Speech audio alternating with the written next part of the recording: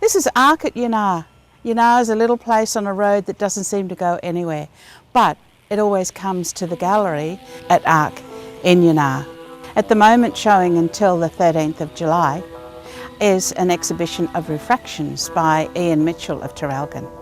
It is the most amazing exhibition that anyone could possibly see. It is an exhibition that should not be in the art gallery, but we're very lucky to have it, but it should be in a world-class gallery somewhere else other than Arc. But we've got it here, and that's the most important thing.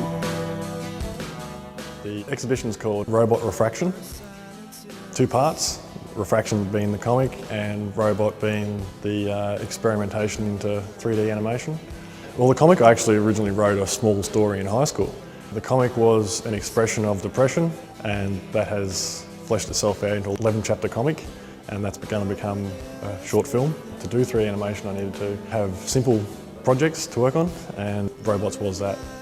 These boys have made their own character along the way. That's really weird. Like, these are me, and I know who they are before I started painting them, whereas the robots were something that developed along their own way. As I started actually animating them and getting them to move, they created their own character through the restrictions. Like Green, for example, when he throws down his bottom leg, he bounces on it like a really off-balance unicyclist, which was quite comical.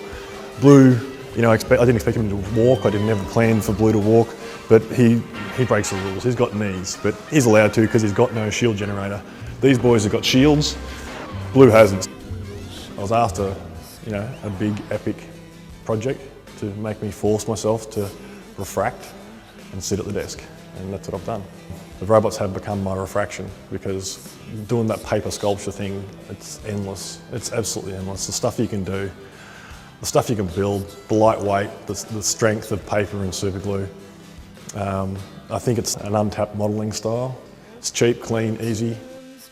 So it started out just cutting out small 2-dimensional objects and sort of laying together, seeing if the scale would work originally. Then after that I thought, why not push it and make a solid foldable, and then from one piece to another piece to another piece. And each piece was, as I do my work, it's one thing getting progressively harder. So I started off with the simplest parts, which is probably Red's body here. It's just a square, or a simple square anyway. And then I worked into the legs and the neck and the body and the head, and it was all the way to Blue's body. Blue's head and Blue's body was the hardest part to sort of nut out. And once I got that, I realised there was no stopping me. That's why I went and did the wing.